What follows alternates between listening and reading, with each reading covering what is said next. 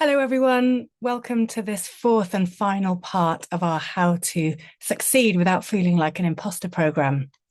Feels like we've covered a lot of ground, and I want to pull together some of the threads that we've been working with over this week of January.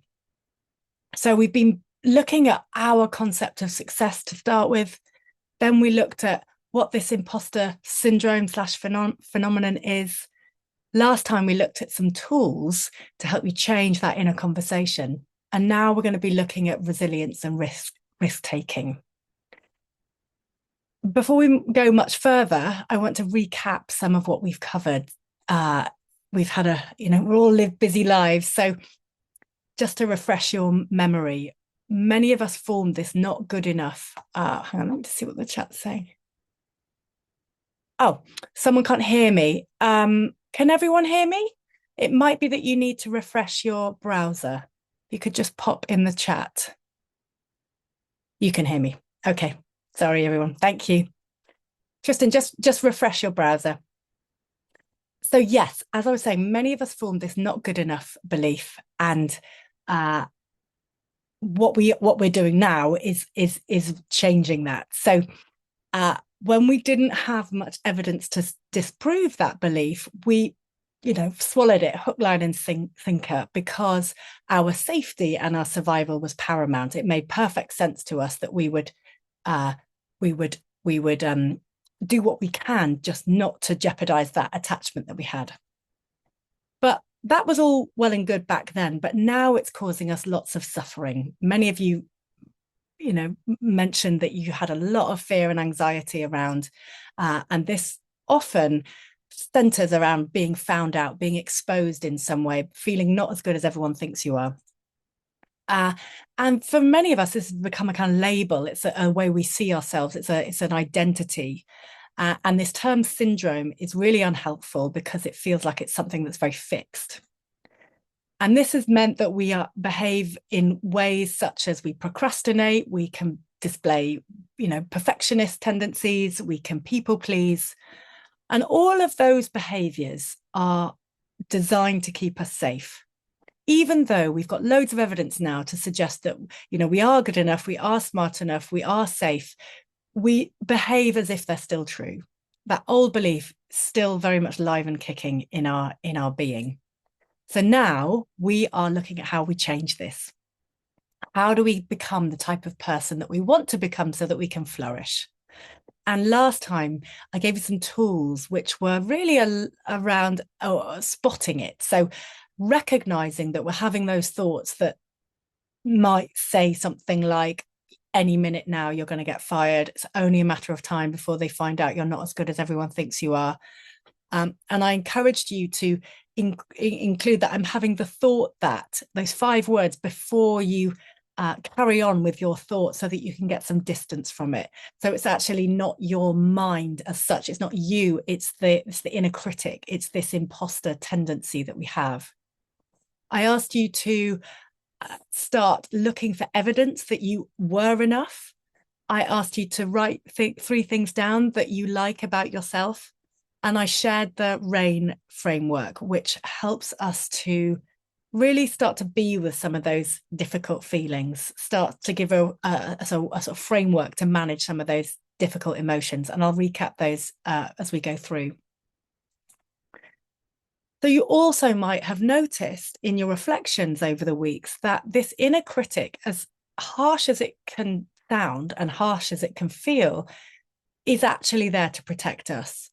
It's punishing us and pushing us in order to keep us safe, because it doesn't want us to feel in danger or humiliated or rejected from the tribe. And so this is why we want to try and change the way that we speak to ourselves. So I'd just love to hear from you what you may have noticed over the last few weeks. Anything that you've tried, anything that you have had maybe a glimmer of success with. What's been going on in your lives for the last few weeks? Anything that you've been able to put into practice?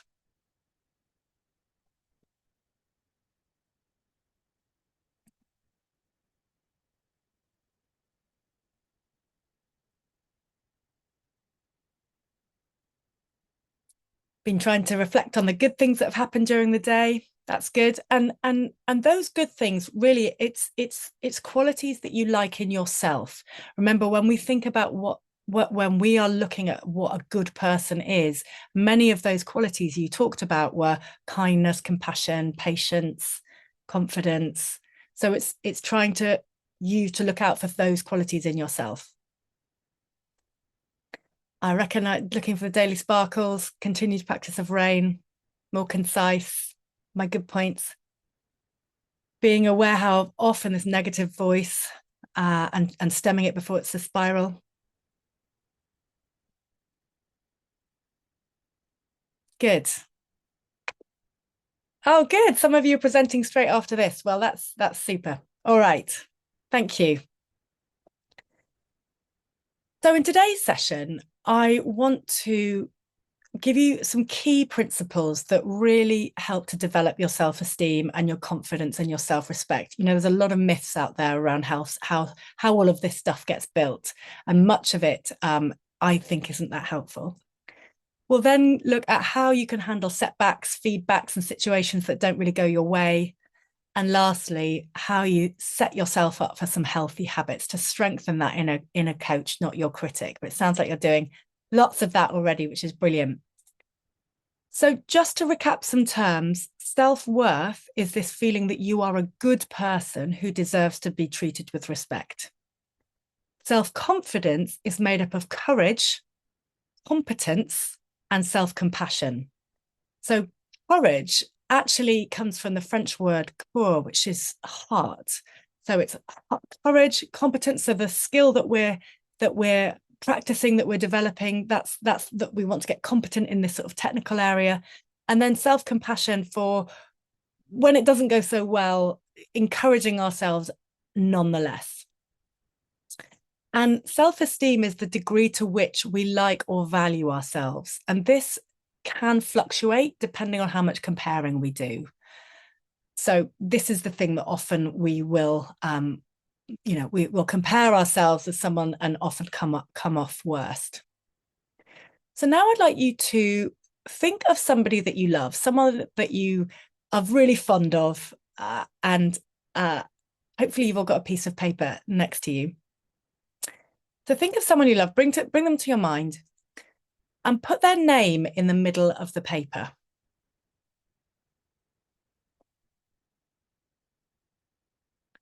And now I want you to imagine that they really wanted to do something that was important to them, but they were struggling to either get started, or they'd started and were struggling to get back on track.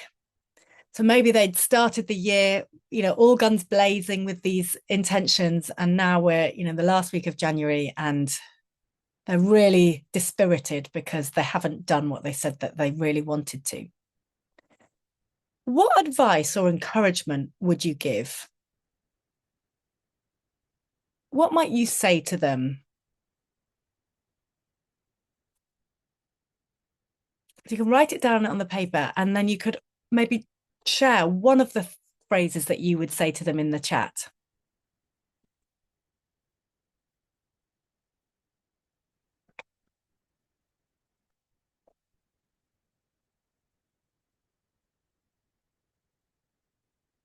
It's easier once you've started. Micro goals.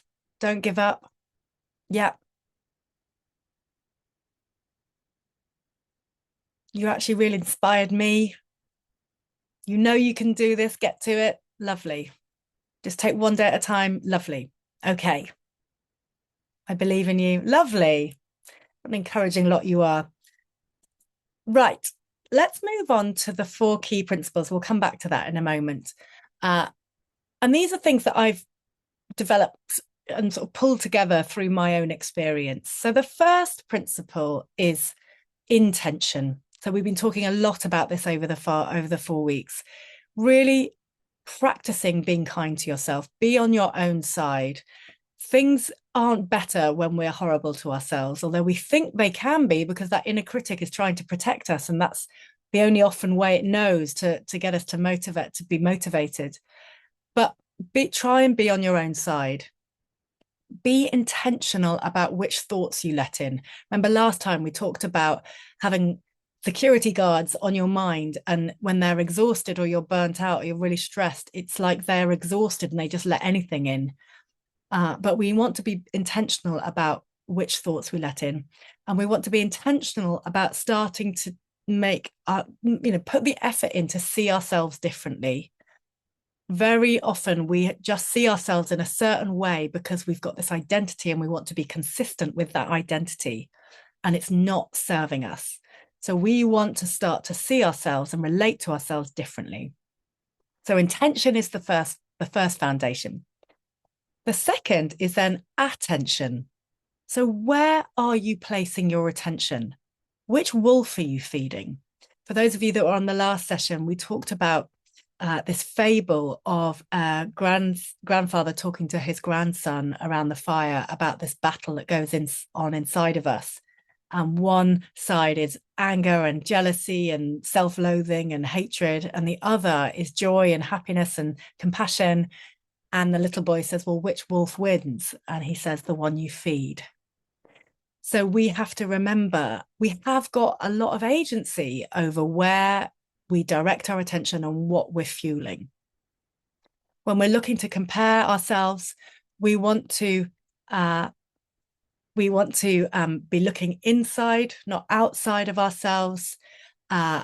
Remember that we can shape our brain with helpful thoughts, and those neural pathways can wither away when we don't fuel them with energy. Third one is recognition. So a big part of being able to regulate our emotions is first of all being able to name them, like try and come to, get on first name terms with some of the feelings that we feel regularly, rather than push them away or numb them or, just distract ourselves. When we are able to name our feelings, we're able to get a different part of our brain online, and that can help to regulate us. That can help to calm our system down. The other thing I want to really underline and help you recognize is that you do always have a choice. Very often when we're in this habitual way of talking to ourselves or behaving, it's like we don't have a choice because a lot of it is unconscious. And I'm wanting to slow this right down and start to identify the various choice points that you've got along the way to help you choose more effective ways of both talking to yourself and acting. And I think the other thing to recognize is that you are probably safer than you think. A lot of our imposter fear, a lot of our perfectionist tendencies, a lot of our procrastinations are there because we don't feel very safe. That unconscious belief is running hot. And actually, we've got to update it. You're probably safer than you think. And then lastly is progression, not perfection. This is about trying to enjoy the process of learning, of getting better, of mastery. We're not going for perfection. We're not putting our sense of self-worth on the line. We want to try and fall in love with the process and not get so attached to the outcome. And that really, really helps us build a lot of resilience and helps us enjoy it and thrive and flourish in the process. When we don't make our failures or our flaws mean something that we are less than or worthless, then it becomes much easier to take the risks because we haven't attached that kind of meaning to it. So I'm hoping that you're going to start to celebrate those growth edges. When you're just slightly on the wrong side of your comfort zone, it can give you a bit of a buzz and a bit of a thrill because you're starting to expand. So try and get comfortable with being uncomfortable, and you can use this sense of your goodness, your innate goodness, as a safe place, as a place to come back to, as the ground really on which you can stand. So those are some real sort of fundamental and some foundational principles, and I want to now look at how we might handle some setbacks or some feedback that we might get, or some situations that don't go our way. So what does encouraging ourselves sound like? What do we say to ourselves when it doesn't go right? Well, you already know because it's on your paper. It's on that bit of paper that you wrote down when you were expressing what you would say to your friend. So what I love you to do now is cross out their name and put your name in the middle, and then carry that around with you, and that will start to help you change your inner relationship. It's such a simple exercise, and yet can be really, really powerful. And it doesn't sound anything like beating yourself up, which is what many of us have become accustomed to. Many of us think that that's the only way we're going to be able to achieve anything. And actually, it's not, because you might remember last time I mentioned when we berate ourselves, actually we are reducing the capacity of our brain to learn, because when we go into a threat mode, some of our brain areas shut down and we go into fight or flight. And actually what we want to do is develop curiosity, is develop our imagination, is to spark our creativity. And we do that really when we feel safe and supported, and like many of you said, like you believe in yourself. So it's up to us to start to do this for ourselves and to reparent ourselves in that way. So what we really want to do is, in doing this, we want to close the gap between what we tell others and what we tell ourselves. And so that's one gap that we want to close. The other gap that we want to open is this very profound observation that Viktor Frankl is often attributed to have said, which is, between stimulus and response, there is a space. And in that space is our power to choose our response. And in our response lies our growth and freedom. So there's a lot to unpack there. You know, something happens, and very often we react in a certain way. That might be because we're telling ourselves a story about why they did a certain thing. We're filtering that information through a whole load of beliefs and thoughts and concerns and emotions.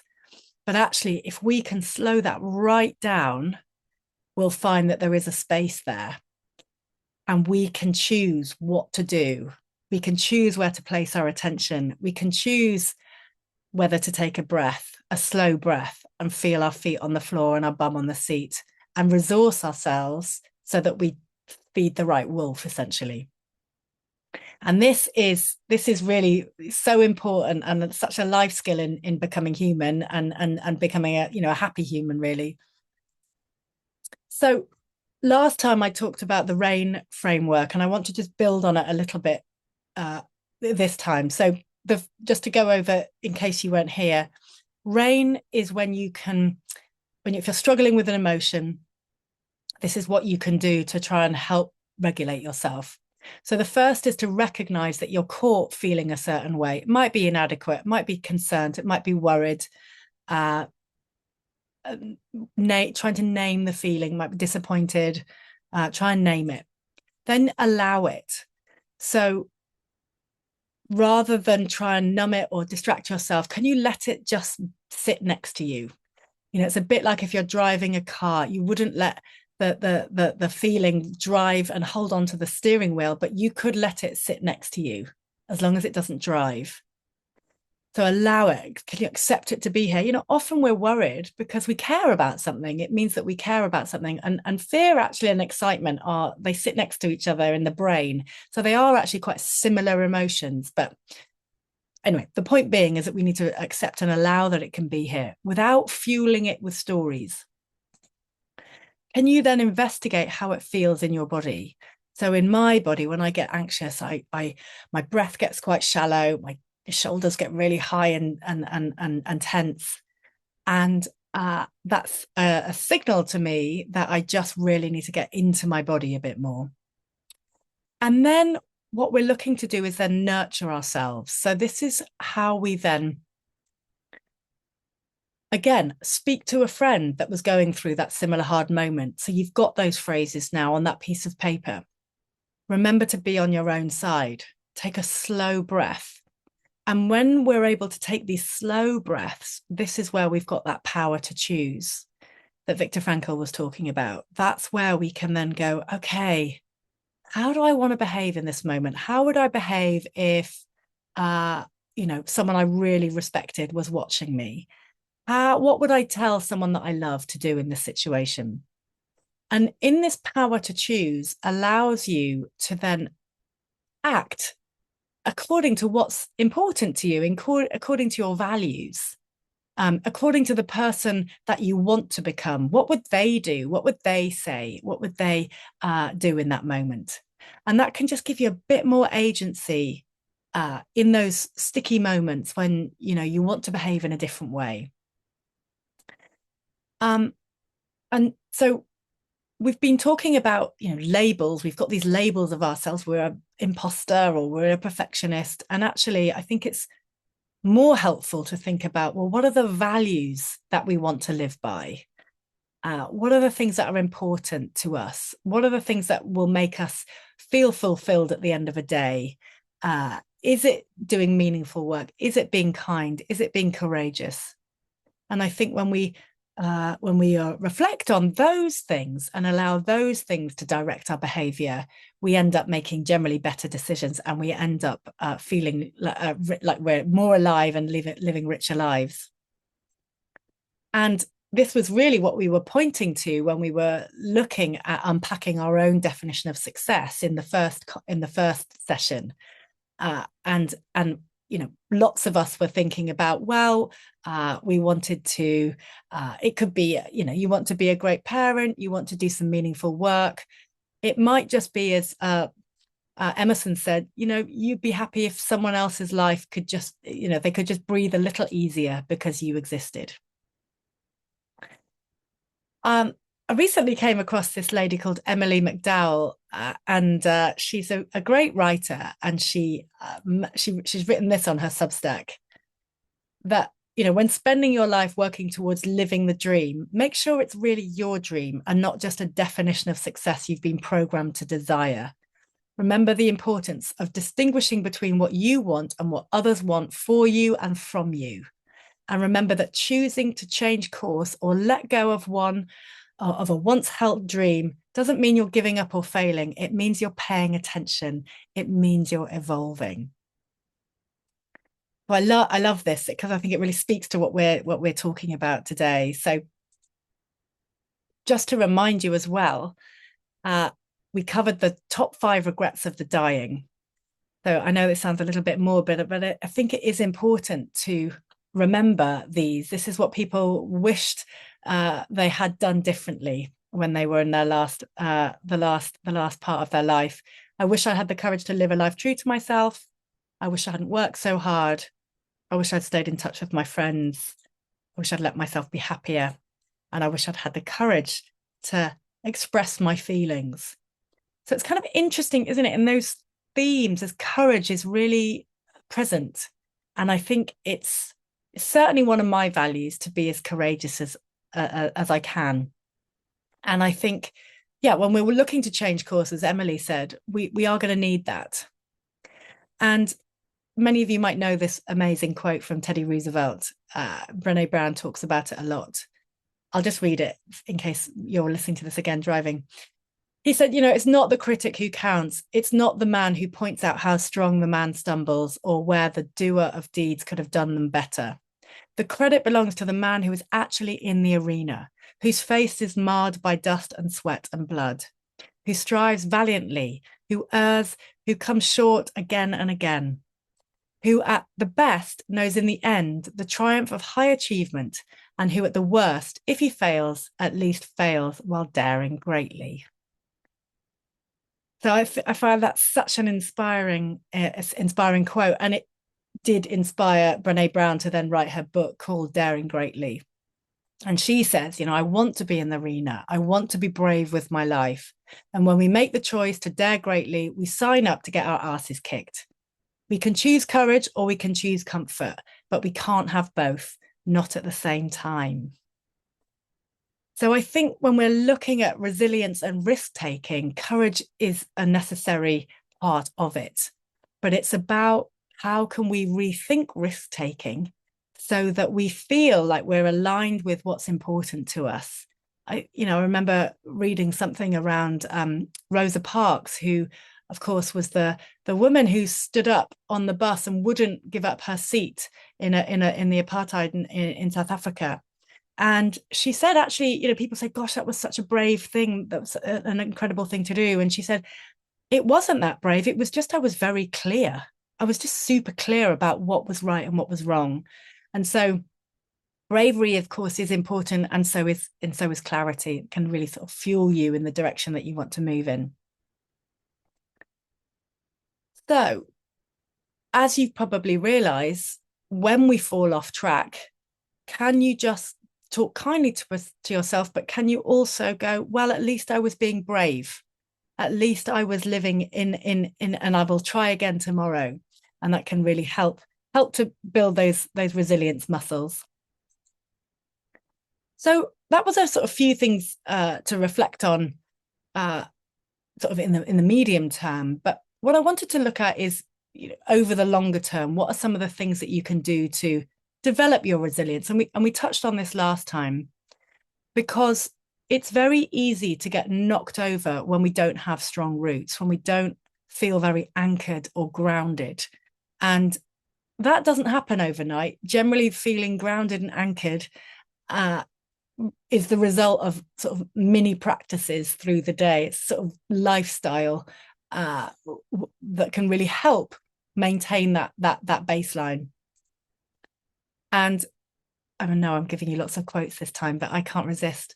Mo Gaudat was a very senior person, can't quite remember his job title, at Google, I think it was. And very tragically, he lost his son in a freak accident. And his son was super wise and had this tattooed on his body, which was, the gravity of the battle means nothing to those at peace. And one of you asked a question last week around, well, how can you remain resilient when, people around you are perhaps being negative or critical? And I just wanted to share this at this time, because if we feel topped up, if we feel grounded, those negative comments are less likely to make an impact or have an impact on us. And when we are on high alert, when we are feeling very unsafe, and that might be because we don't actually feel in danger, but it's this old belief of our body trying to keep us safe when we were small, and those patterns of behavior that we develop to keep us safe are really still running, and yet we're a now grown adult. We don't necessarily need them, but we have this operating in our system, and that can be very exhausting, can be very tiring. And this means that those security guards on our mind can get exhausted and can then let all sorts of rubbish in. So if we're stressed a lot, that baseline that we've got rises and we get knocked over more quickly. So what are some of the things that you're doing to look after your baseline? What do you do? Do you have any practices that you are fairly committed to, which helps you down regulate, that helps to put some rest into the system? Or some of the things that I do, as an example, are yoga's been really important to me, as has having a dog.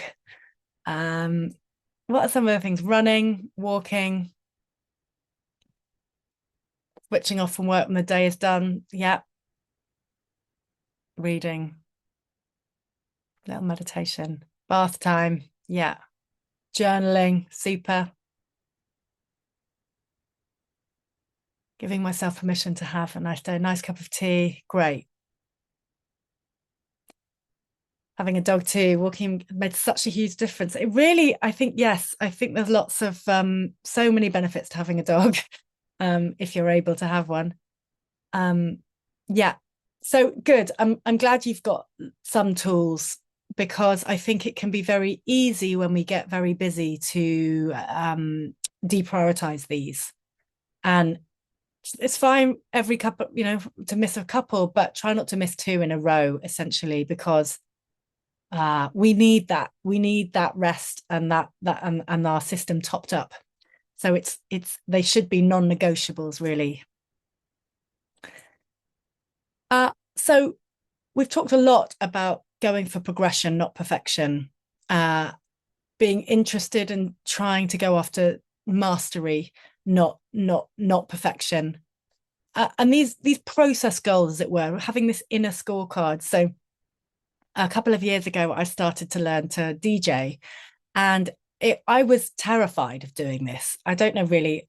I sort of know why I did it, but there were times when I was thinking, what on earth am I doing? I'm not only am I feeling like an imposter, I am actually an amateur. I am beginning, and I had some big opportunities, and I would, my old perfectionist tendencies would rear up, and I would want to get these sets perfect because there were lots of DJs in the crowd, and I felt very judged, and like I'd only got there because I knew people that booked those that kind of acts.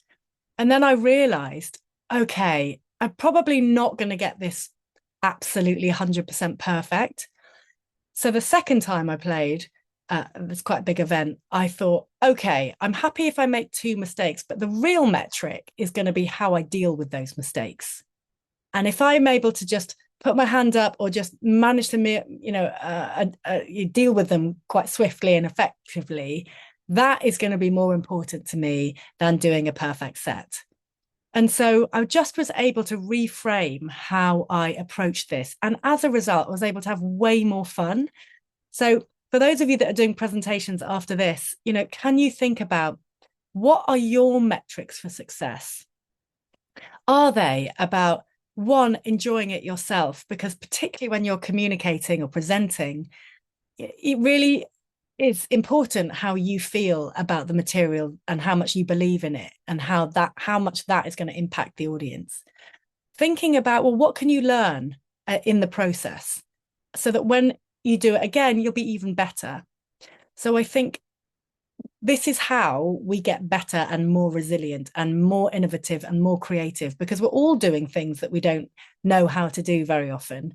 And encouraging ourselves by having our own metrics and our own goals is definitely a way to inspire ourselves to keep going, rather than feeling like, oh God, we've got to get it absolutely right because our self-worth is on the line. I'm going to get really judged.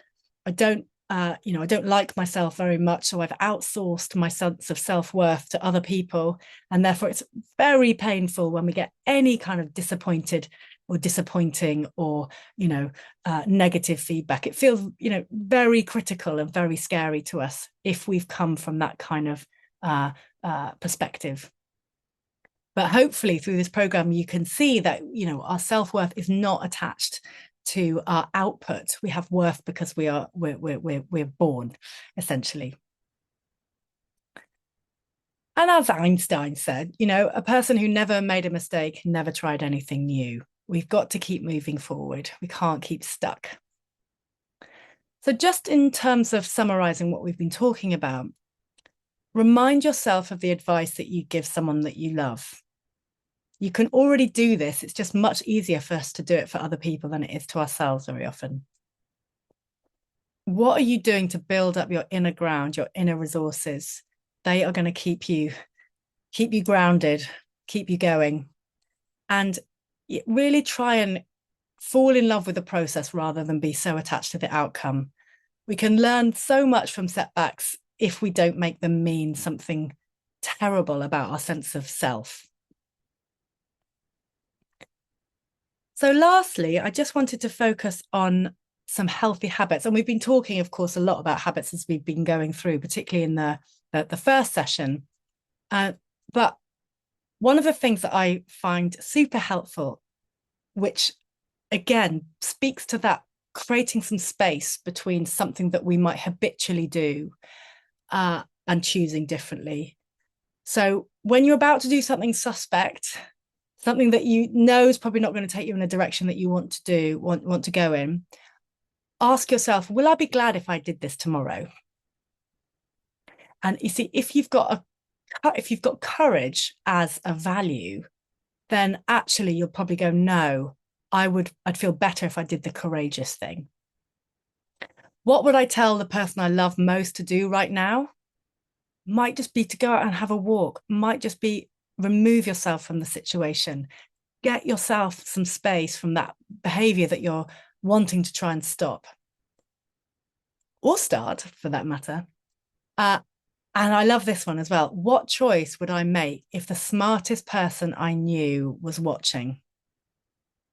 And suddenly you're like, oh gosh, now I've got to be accountable. Now it's not just me left to my own devices. What would I do if someone I really respect was watching me? And they can just interrupt that pattern. It can help you start a new habit or break, start a new good habit or break a bad habit. And Sharu Izadi wrote a brilliant book. I referenced it in one of the previous resources list called The Kindness Method.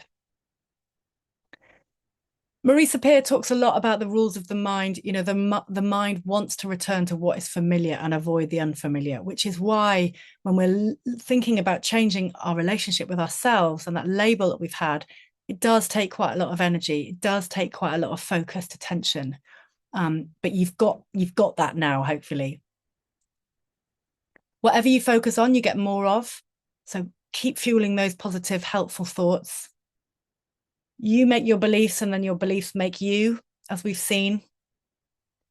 And the strongest force in humans is that we must act in a way that consistently matches our thinking. So thinking about, okay, I used to suffer with imposter syndrome, and now I've got different ways of relating to myself, of seeing myself. And recapping what James Clear talks about when we're thinking about changing behavior is that often if we want to feel more confident, we've got to do the practices that support that new behavior. So having a value of being courageous, developing skills, which is around the competencies. Maybe it's about saying no, maybe it's about speaking up, and relating to yourself with kindness. All of those things, I believe, will mean that you're more likely to feel more confident. And that rests on believing that you're good enough inside and that you're enough. So rather than just focus on the outcome, remember, in order to get the long-lasting success, we need to focus on the processes underneath that and the identity that we've got for ourselves underneath that. So just some reflections for you as we round up. If I believed I was safe enough, and if I believed I was safe and enough, would I people please so much? Would I be such a perfectionist? And would I feel like an imposter? So remember, many of the things that we're doing, we're doing because we just don't feel safe or didn't feel safe. But it's time to just reflect on that and think, right now I am safe, and that frees up a lot more space in which to choose to do different things.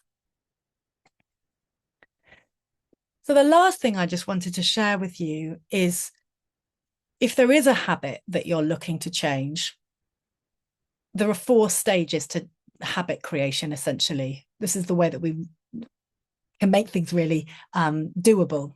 Is making it really obvious, making it attractive, making it easy, and making it satisfying. So that's, if you want to start something, and of course it's the reverse if you want to stop something. But just to illustrate this in the way of writing the 3 things down that you like about yourself, which I'm encouraging you to do as a habit. Make it obvious, have a notepad next to your bed. Make it attractive, make sure you've got a really nice notebook and a really nice pen. It's easy because I'm only asking you to do 3 things, and it's satisfying because it makes you feel good. So those are sort of some little habits that eventually will help you relate to yourself differently and help to build up that reservoir of worth, which you all have, you've maybe just forgotten about. So I want to leave some time for questions. And before we do that, we'll just run over what we've covered. These 4 foundational principles are a life's work, essentially. But the first is intention. So it's about intending to be kind to ourselves, intending to be on our side, being very clear about where we're placing our attention. We are now in the attention economy. So the more that we pay attention to things, the more that we're paying, essentially. So where are you wanting to direct your attention? Don't just fritter it away. Make good use of it. Recognize that you always have a choice. Remember that Viktor Frankl quote, between stimulus and response, there is that space. And in that space lies our ability to choose. And then therein lies freedom and power. And go for progression, not perfection. That's one of the key things to keep going. When we come to handling setbacks, remember, what would you say to a friend? Process, not outcome. Keep that as your front and center. Fall in love with the process. Don't get so attached to the outcome. And try and see things as a learning opportunity. What can you learn from it? How can you do it differently and get back in the arena straight away as quick as you can? Keep those learning cycles moving. And lastly, those three questions that Sharu had, will you be glad that you did this tomorrow? What advice would you give a friend? And what would you do if the smartest person you knew was watching you? Again, very helpful. I think what I would add to that is what I mentioned around, am I feeling safe? Because very often, if we dig deeper underneath those habits, it's meeting some kind of need. And we might beat ourselves up because we're making a bad decision again, and that inner critic is just trying to protect us. So very, in the depths of our psyche, all we're trying to do is keep ourselves safe and protect ourselves. So very often, if you reflect on what the habits are that you're trying to stop or start, often the root of them is helping you keep you safe. And I shared this last time, but I think it's packed with a lot of meaning. So Gandhi says, your beliefs become your thoughts become your words become your actions become your habits become your values, and your values become your destiny. So that's really the ground that we've been covering. And I'd love to know now what stood out for you. What have been your takeaways through the program, or particularly through this? Super helpful to embed the learning when you reflect on things, and also super helpful for me to realize what's had an impact, really. You can pop that through the chat, and then we'll take some time for questions. To feed the right wolf. Yeah. The importance of reflection. Yeah. Knowing that I can distance myself from the thoughts. Yeah. To believe in myself more and accept it's okay to fail. The journey, not the destination. And it all really fascinating. Lots of tools. Great. Good perspective. More willing to think longer term than has been the recent case. Yeah. Why I have those feelings and what to change. I'm going to start writing the 3 things. That'll be really helpful. Yeah. Great. Super.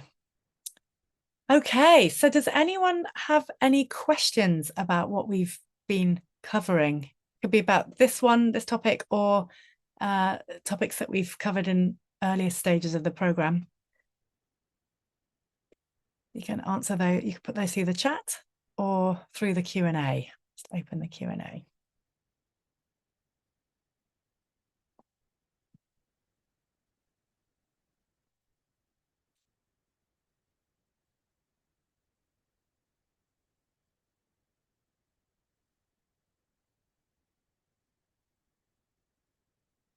I've used the good, bad wolf fable a lot this week. Yeah, good. It's a really good one to remember. Well, it's quite an easy one to remember, isn't it? This is the thing with these stories. They last the test of time. The good ones, anyway.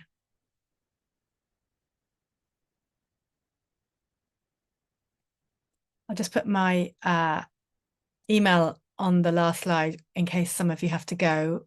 I've also got a fortnightly newsletter called The Kinder Reminder, which I know many of you have signed up for. Essentially, it's helping you to speak more kindly to yourself. It's fortnightly. I include tips and poems and questions and wisdom from other people.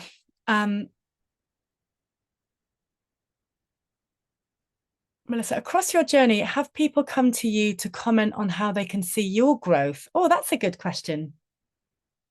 Yes, I would say they have. I've had a mentor for years actually, and I remember first getting some feedback that stated something like I was really confident, and I remember emailing him straight away, and he was like, "That's great." You know, they had no idea about how hard won that was, but it, yeah. So yes, um, yes, and of course that is really nice. Um, but at the end of the day, it's more important, I think, that you feel like you're proud of yourself. Um, that's what we're trying to do. Of course, it is nice to get the lovely feedback, and I don't think any of us are impervious to how nice that feels. We just don't want to equate too much value with it at the expense of our own. Is there a quick way to drill the brain towards kindness to oneself in the fast-paced environment in real time? Yeah, good question. So I think in the first part, we talked about how you can preload a decision. So I was talking about when we were giving up, a lot of us give up alcohol in January, and yet you still want to see your friends. So when I did this, I would visualize myself going to the bar and ordering a lime and soda instead of something else. So when everything is super fast paced, a lot of this is going to boil down to your intention. So how you start the day.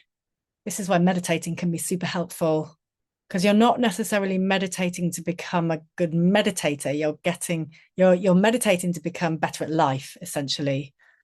So when you've been able to have some practices of down regulating your system, that space that Viktor Frankl talked about is much easier to access.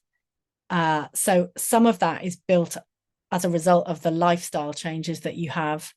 But yeah, I think it's remembering that you always have a choice, remembering to try and be kind to yourself, and at the end of the day, to reflect on what went well and what could you learn. So these practices of developing skill and paying attention will essentially become habits when they're practiced over a long term. So then when you are caught off ground, you've got some practices to come back to, which have just become inherent. Will you be sending out any tips? Sorry, Maggie. Thank you. Rosa Parks, I got confused. Civil rights activist. Thank you. Will you be sending out any tips following the session? I'll send the book list again, and this was recorded. So yes, the recordings will be on the YouTube channel that I've now set up, and you can find that on my website. There's a little YouTube icon on the homepage, so you can watch them again at your leisure.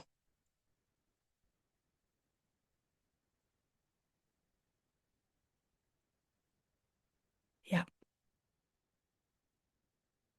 Okay. I think I'll just check the time. I think I'm going to tell my husband we need a dog now. Yeah. Okay, well, do get in touch with me if you would like to ask me anything. I'd love to know how you're getting on. It's, of course, one of the things that I gain a lot of meaning from is helping people with some of these internal conversations that we have. And so it's great to know that it is having an impact. So thanks so much for everybody.